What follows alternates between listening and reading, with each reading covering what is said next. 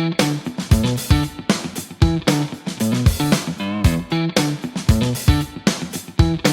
is your host, Feby Kurnia. Dan sekarang saya bersama Tika berapa nih? apa kabar Mbak? Baik, alhamdulillah. Alhamdulillah. Ngapain ke Makassar nih? Syuting. Makan terus nih aku. Iya, story-nya palu basah, coto, pisang hijau. Gimana kesannya Makassar, Mbak? Panas? Panas tapi nggak pengap ya. Misalnya kan biasa di Jakarta polusi. Jadi pas ke Makassar, oh enak banget udaranya gitu, langit biru, awan putih. Yang jarang terjadi di Jakarta. Di Jakarta. Gitu. Ini berapa kali? Udah kali keberapa ke Makassar, Mbak? Kalau Makassarnya berarti ketiga ya. Tapi kalau ke Sulawesinya ini yang keempat berarti. Oke. Empat-empatnya untuk kerja sih, tapi bukan untuk liburan. Ya liburannya tuh setelah kerja biasanya gitu. Tapi karena ketiga kali ke Makassar ya, berarti kemana aja sih? Kan Makassar luas nih Mbak. Emang fokusnya cuma di kotanya aja, atau mungkin syutingnya di mana gitu? Kalau sekarang sih di kotanya aja ya, karena memang yang kita bikin filmnya sebenarnya universal, bukan based di Makassar, tapi memang karena filmmakernya itu orang Makassar jadi di sini gitu. Tapi kalau sebelumnya di Maros, Bulukumba, Bira gitu udah. Iya enak banget. Bahkan dia udah lebih duluan ke Bulukumba, Maros ya. Bahkan ada orang Makassar belum pernah ke Maros juga sama Bulukumba. Oh gitu. Mungkin karena kita mikir ya udahlah ya gampang deket gitu. Tapi malah nggak pernah dateng-datengin ya. Oke. Nah bicara soal hari film. Kita udah di Hari Film Nasional kemarin, Mbak juga udah banyak banget tampil di film-film gitu. Tapi ingat gak sih pertama kali akhirnya terjun di dunia film, dan di film apa sih, Mbak? Ini jadi karir saya ini sebenarnya adalah sebuah ketidaksengajaan. Saya aslinya kan Fakultas Ekonomi Akuntansi ya. Di mana, tapi Mbak? UI. Oh di UI ya. Tapi sebenarnya saya senang teater, saya senang seni peran itu sendiri tuh dari SMP kali ya gitu. Jadi saya senang pentasnya itu. Berarti teater bahkan dari sekolah? Dari gitu? Sekolah, tapi ya ekskul aja, bukan major yang memang saya kuliahin atau saya les atau apa gitu. Nah, suatu saat saya ikut Abang None Jakarta dan saya seangkatan sama anaknya Deddy Mizwar, Senandung Nacita.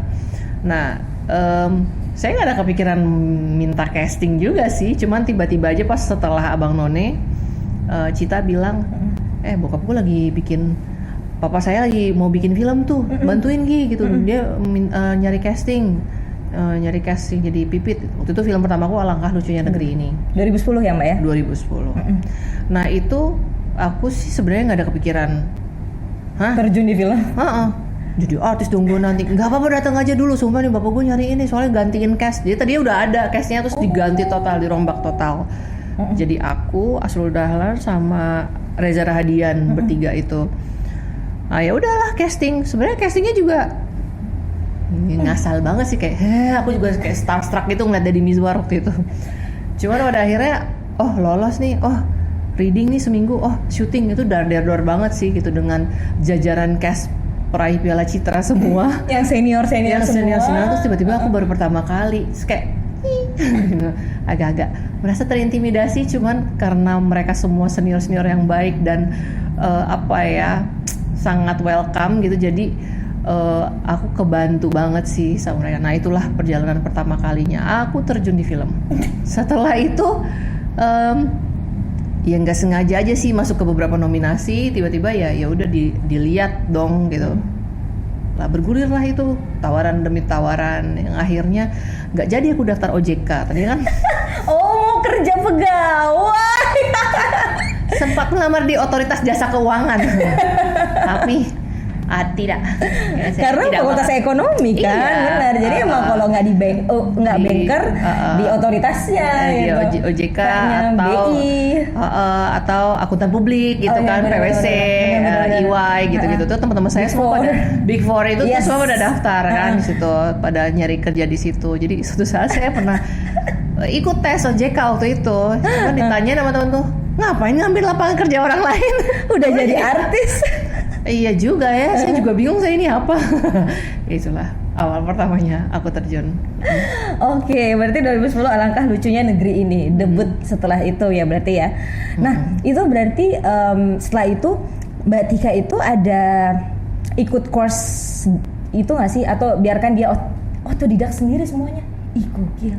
Makanya mungkin nggak sebagus itu mungkin acting saya, tapi saya jajaran film dia loh nih, main di Soekarno, main di Cokro Aminoto Guru Bangsa, keren-keren semua filmnya. Iya, ya gitu. Karena basicnya ya suka aja. Kalau dulu kan tuh teater ya. Kalau teater kan semua sendiri, dari kostum, ngurusin cerita, ngurusin tata panggung, cari uangnya, make upnya gitu. Terus susah banget lah gitu. Tapi itu aja dilalui gitu. Jadi pas acting tapi tiba-tiba dibayar gitu, kayak ngerasa menghasilkan ya gitu. Jadi ada rasa-rasa enak banget kerja begini gitu. Passion yang dibayar ya. Passion yang dibayar gitu. Apa itu akuntansi gitu, langsung lupa semuanya. Tapi gitu. Sekian banyaknya film, terus habis itu Make Money ada ini kayaknya memang film-film berat ya emang. Mbak Tika tuh kalau pilih film tuh kebetulan aja ini semuanya berat atau emang sangat pilih-pilih sih film ini, Mbak? Sebenarnya sih nggak terlalu pilih-pilih juga sih, mana yang datang aja. Cuman kan karena aku pijakan pertamanya udah di film Alangkah Lucu Negeri ini, terus gitu Soekarno, jadi tuh orang merasa aku berat nih kayak tokohnya bener. Gitu. Jadi ada image tertentu yang nempel di aku gitu loh. Aku sih bahkan lihatnya eksklusif ya, karena emang nggak semua film yang kayak wah pilih-pilihnya film-film yang luar biasa gitu. Ya nggak gitu amat juga sih, biasa aja sih. Tapi di semua filmnya Mbak, karakter yang paling susah untuk masuk tuh di peran yang mana nih Mbak? Di banyaknya film ini? Mana ya? Enggak sih semuanya so far-nya aman aja. Belum ketemu yang se-challenging itu sih. Cuma memang aku tuh kepengen banget dapet antagonis sebenarnya dari dulu. Karena rata-rata peran aku memang protagonis semua kan, protagonis. Terlalu baik ya. Tahu mungkin emang stylean mukanya begini lah ya. Cantik ya, jadi nggak bisa marah soalnya. Padahal aku mukanya sadis loh, bisa sadis loh. Cuman ya itu tadi ada segenap image yang nempel di aku, jadi nggak bisa segampang itu produser berani mengubah. Misalnya kayak aku tiba-tiba jadi jahat, marah gitu. Misalnya sekarang, apalagi sekarang udah berjilbab gitu kan, bener. Pasti nggak mungkin dong dapet yang jahat gitu. Betul. Berarti balik lagi kan, ke pertimbangan image, kemudian juga kita yang masih sangat agamis ya, mungkin khawatir juga film itu nanti akan dihujat kayak gitulah. Oke. Di sepanjang karir Mbak Tika dari Abang None terus move ke film di 10 tahun, 1 dekade lebih bahkan ya, ada gak sih satu keputusan leader yang akhirnya ini benar nih kayak dalam hidupku nih? Gak sih, gak pernah gitu aku. Oke. Let it flow percaya ya? Zodiak. Zodiak apa?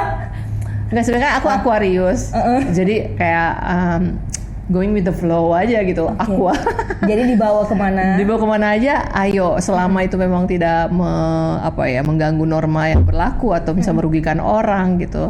Apalagi ya cuman kerjaan. Menurut aku kerjaan itu itu berkembang seiring dengan berjalannya hidup gitu. Dan selama aku enjoy dan aku happy banget gitu ya udah jalanin aja gitu. Meskipun orang tua saya bilang, ngapain lu capek-capek sekolah di FEUI? Ujung-ujungnya jadi artis, jadi pemain juga. Tapi nggak ada keluarga yang terjun di entertain, Mbak? No. Ada, berarti cuma the one and only. Mbak Tika aja. Oke.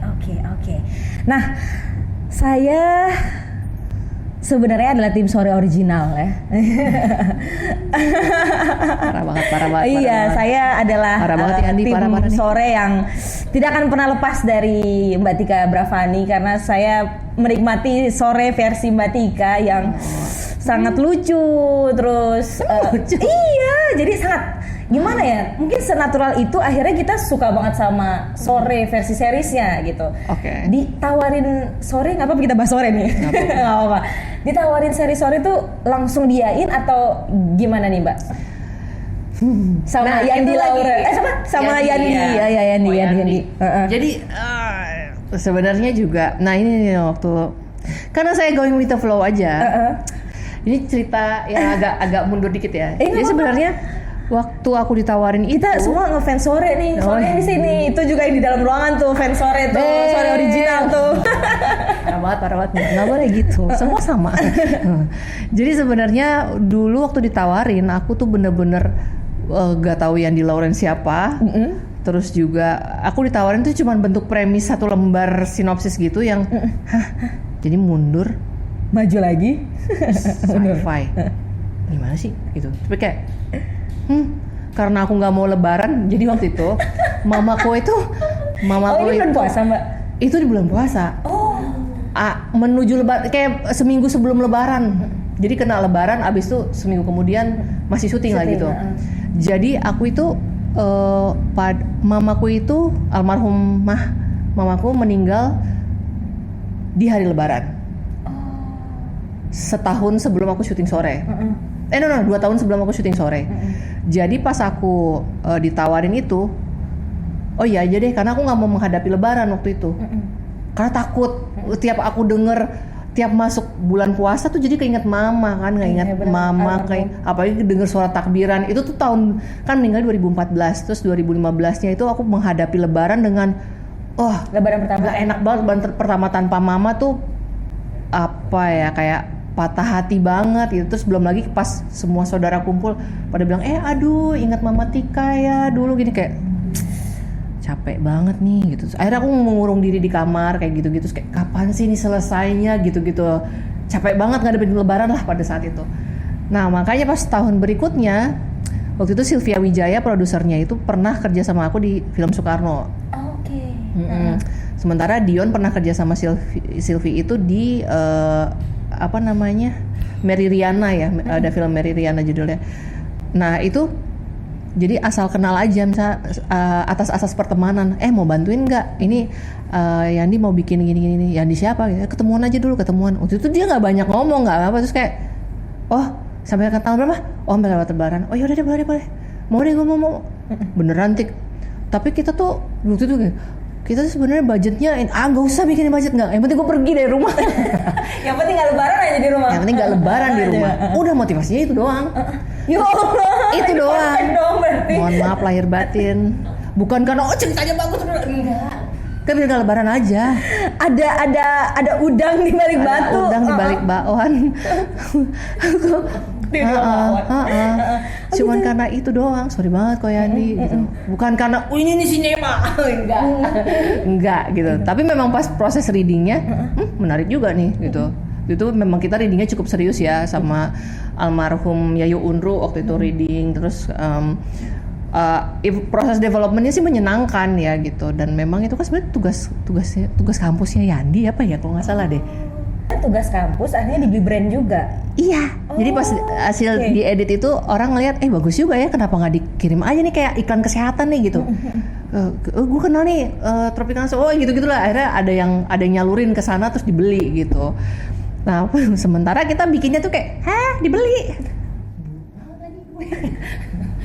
Tapi natural banget di situ. Parah, bukan natural lagi saya tuh sekalian sampai bawa kostum sama bawa klep tau gak? Bisa gini nih misalnya gini. Oke.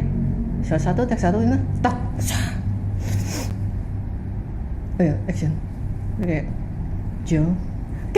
Padahal sebelumnya megang klep, megang apa gitu-gitu loh, megang bawa kostum sendiri gitu kayak. Berarti ini proyek yang seada-adanya ya? Ada banget. Cuma bertujuh doang, 5 kru, 2 pemain, udah segitu doang.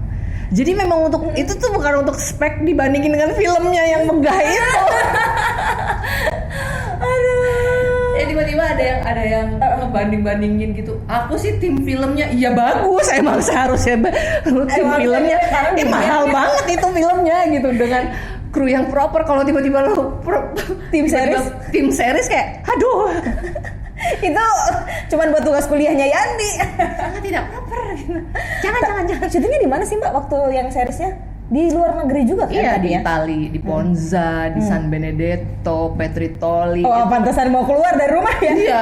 Karena di Itali ya. Udah nggak usah lebaran, bener-bener nggak lebaran aku di situ. Puasa sih puasa, cuma pas udah lebaran maaf lahir batin ya udah selesai. Gitu. Nah itu Itu juga sebenarnya itu juga sebenarnya kita numpang. Jadi karena ada budget kan, nggak ada budget ya kan. Hah? Nggak tahu aku budgetnya berapa sih waktu itu ya, pokoknya perbandingannya tuh pasti jauh banget, jauhnya tuh jauh banget. Jadi itu tuh numpang di festival Cinema Damare judulnya, kayak festival summernya. Internasional juga, Mbak. Festival internasional juga. Internasional, tapi itu tuh untuk kayak orang anak-anak sineas-sineas yang boho gypsy yang mengisi liburan musim panas gitu loh. Yang mana sementara kita profesional, mereka kayak iseng-iseng doang itu. Yang penting liburan, hangout bareng pacar. Jadi Bener. tinggalnya itu di satu bangsal. Di camp gitu ya? Mending camp ini? lapangan basket, Bo. Jadi situ kita juga. kita di situ karena kita numpang akomodasi. Jadi Dion udah marah-marah, aku udah kayak menarik juga sih nih. Jadi rame-rame kita Dion Wiyoko juga di situ. Dion Wiyoko juga di situ. Di tengah bangsal. Kayaknya kita harus manggil Dion Wiyoko juga sih. di tengah ini lapangan basket, terus udah gitu jadi masing-masing peserta itu dikasih kasur karet, Po. Jadi masing-masing mompa. Iya, Satu-satu mompa kasur karet. Terus kayak agak lain juga di produksi. Iya, maaf ya Tik, gue nggak tahu ini harus, gue pikir tuh satu orang dapat dorm gitu. Misalnya meskipun kita nebeng ke akomodasi festival itu, masing-masing tuh dapat dorm satu ruangan mungkin 4 orang, 3 orang, 2 orang. Ini satu bangsal 30 orang ada kali. Jadi di pojok-pojok gitu kasur karet gitu. Ada ya satu malam lah kita begitu. Malam berikutnya kata Yandi keluar deh kita Airbnb aja, udah Airbnb. Ya udah, terus ngikut aja. Paling tuh yang paling terkenang kali ya, Mbak ya. Terkenang banget sih proses syuting yang paling wild. Makanya nggak nyangka akan ditonton banyak orang sih. Sebilang ya nih, gue kagak ada cakep-cakepnya di situ ya. Kayak udah lepek amat. Tapi maksudnya pas masuk di YouTube tuh dan pas dibeli sama brand kesehatan tuh nggak nyangka kan se-viral ini bakal dijadiin film. Nggak, Gila. jauh. Nggak kepikiran sih. Dan akhirnya itu jadi identik kamu kan, Mbak? Sore iya gitu. kan sore, hai sore gitu. Kan nyebelin ya. Saat gue jelek viral, di saat gue cakep nggak ada yang nonton. Gimana sih ini film Indonesia? Tolonglah. Tapi pas yang film Sore ini, apakah ditawarin lagi sama Ko Yandi untuk memerankan Sore atau izin sama Sheila Dara yang bahkan izin? Ya dua-duanya begitu sih. Kalau Yandi sih sebenarnya kayak dia sempat nanya, Tik, bukannya kalau pakai wig itu sama-sama ketutup ya rambut lo? Betul. Betul. Wah, Ko Yandi parah. Betul Yan. Setuju saya. Memang ketutup sih rambut saya. Bener sih. Tapi bukan itu konsep hijab tuh, bukan itu gitu. Tapi nggak ada Sore yang pakai jilbab berarti ya? Nah, kalaupun begitu aku nggak mau sih, karena pasti beda banget vibes-nya, beda. Bener. Salah satu yang aku gimana ya, ini ngelihat Sore itu yang misalnya nggak ada helai rambut tuh nggak dapet gitu. Nggak chic ya? Rambut dengan angin-angin itu membantu suasananya gitu. Bayangin kok gue berjilbab, enggak jadi film Iran gitu ya. Jadi Bada Asar. Nggak bisa. Kok bisa Iran gitu. Nggak bisa. Gitu. Jadi memang, karena kalau di perjalanan sunsetnya jadi harus ada angin, ada apa itu tuh menambah apa ya, kesyahduan Sore gitu. Ditambah dengan sinar-sinar sunsetnya itu tuh benar. Nggak bisa digandingkan dengan jilbab. Dan aku sadar itu, dan aku nggak mau pun misalnya aku dipaksain untuk itu. Sore, gitu. Jadi udah bener. Ya dia memang heartbroken sekali si Ko Yandi. Jadi memang akhirnya udah bagian develop aja yuk. Oh, berarti ikut juga, Mbak? Ikut tapi cuma terakhir doang, maksudnya kayak what do you think? Dia selalu nanya gitu. Menurut lo gimana? Ngapain sih Yan bolak-balik, pusing deh gue kayak gitu-gitu. Ada gitu, ada masukan yang diterima, ada yang ya dia tetap open ikut banget. mendevelop Sore versi film ya, Iya. Mbak? Bahkan kayak reading, bantuin readingnya gitu. kan belum ada Sheila waktu itu, belum ikutan, jadi kayak lo jadi iya lo bacain yang sorenya ya, wah sadomasokis. Oke nggak apa-apa ya, nggak apa-apa, biar lo terbiasa menerima bahwa ini udah lu udah bukan sore itu iya lagi. ya nggak apa-apa. Terus siksa aja gue siksa gitu.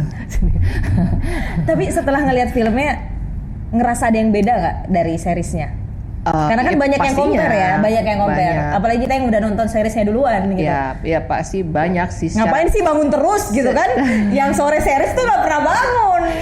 Iya kalau iya karena memang statementnya beda, tujuan ceritanya juga beda, jadi memang treatmentnya juga beda gitu. Kenapa makanya berkali-kali. Jadi pesan yang mau disampaikan sama Koyandi juga beda gitu antara series sama filmnya gitu. Tapi yang jelas production value-nya sih udahlah. Gila sih. Openingnya tuh udah. Lagunya juga semuanya pas lah ya Mbak ya. Pas. Turut berbangga. Oke. Tapi akhirnya setelah main film, main series, mencoba produser juga Mbak. Nah iya, baru kemarin saya jadi produser. Di film? Judulnya My Mother. Itu sutradaranya Mas Edi Cahyono dari Jogja. Nah itu juga kemarin sih syuting tuh tahun 2025 akhir ya. Sekarang masih tahap editing dan. Oh berarti rencana rilis tahun ini? Belum tahu sih. Sebenarnya itu mau festival sirkuit dulu gitu. Karena memang filmnya agak-agak art house ya. Agak-agak. Gak cuman. Emang buat festival. Ya begitu sih. Meskipun pengennya selain festival komersil juga. Bener. Butuh budget kan balikin modal. Please lah. Gitu judulnya My Mother gitu. Dan kenapa akhirnya tertarik jadi produser nih Mbak? Apa sekarang udah emang ya udahlah ya waktunya saya untuk di belakang layar gitu? Balik lagi ke zodiak saya yang Aquarius, saya going with the flow. Itu diajakin lagi. Aduh, saya penasaran nih yang ngajakin siapa lagi nih jadi produser nih. Ini sebenarnya gini, jadi kan saya main sinetron dulu ya, judulnya Tukang Ojek Pengkolan. I don't know ada yang nonton atau enggak. Itu tuh kan nonton lah di era kita ya. 3 tahun ya, 3 tahun dan stripping. Nah, terus ownernya itu Pak Aris Nugraha itu kan yang punya ANP Filmsnya. Beliau bikin anak perusahaan. Nah sebenarnya kita waktu itu bikin kayak yayasan di antara pemain itu karena waktu itu ada gempa Lombok ya. Kita sesama pemain kita ini yuk charity yuk kita sumbang untuk bangun masjid lagi di Lombok karena gempa apa segala macam. Akhirnya kita bikin yayasan. Awalnya ngurus yayasan Mbak, ngurus masjid, ngurus guru ngaji, ngurus ya Quran, apalah ngurus guru apa lembaga non profit gitu ya. Tiba-tiba Bapak Aris Nugraha ini untuk untuk mengekspansi usaha, Bapak Aris Nugraha itu membuka ada salah satu anak perusahaan namanya ANP Talenta Media. Dia akhirnya ngambil dari pengurus yayasan itu untuk jadi yang megang itu. Jadi aku tuh CEO di ANP ya? Talenta Media bikin PH, Bo, tiba-tiba. Di ANP itu. Tadinya tuh untuk menyalurkan pemain di produksi sinetronnya ANP itu sendiri. Tapi tiba-tiba akhirnya kita bikin film aja lah udah. Coba aja sekali-sekali eksperimen. Bikinlah film. Ya kamu jadi produser ya. Gimana tuh jadi produser? Bisa gampang pelajarin aja. Kan dulu akuntansi kan. Wah, kepake nih akuntansi. Iya, kepake deh ilmunya nih. Ya udah akhirnya jadi produser, nggak sengaja gitu. Berarti itu mau coba lagi atau udah kapok? Mau coba lagi sih, tapi mungkin lebih komersil kali ya. Lebih bukan art house gitu biar lebih gampang jualnya mungkin ya, nggak tahu juga sih. Ya kemana arah angin memanggil aja. Aquarius ya. Aquarius. Tapi sebenarnya karena ikut juga main di film, di belakang film juga, suka nonton film Indonesia juga nggak sih Mbak? Ya suka juga. Favorit film Indonesia apa Mbak Tika? Jangan yang disebut yang film yang main ya. Jangan bilang Soekarno. Boleh yang terbaru nggak? Boleh. Sore. Dopamin. Tos. Bagus banget. Shenina. Bagus banget. Semuanya bagus. Gila, ceritanya tuh kayak bukan orang Indonesia yang punya. Bisa dijual di luar, tapi tinggal ditranslate aja ke Inggris. Bagus banget. Bagus banget. Dopamin. Oke. Terbaru itu. Terbaru. Oke. Sip. Nah. Karena kita udah kemarin merayakan Hari Film Nasional, ada yang mau disampaikan nggak sih tentang Hari Film Nasional dan akhirnya kenapa ke Makassar juga nih? Ini kita nggak tanya nih. Ada film baru berarti. Iya betul. Yes. Boleh dikasih tahu ke sahabat suara atau mau dipromoin tentang film barunya? Sahabat Suara, aku ke Makassar nih syuting film judulnya Akal Imitasi. Sebenarnya itu film anak-anak sih.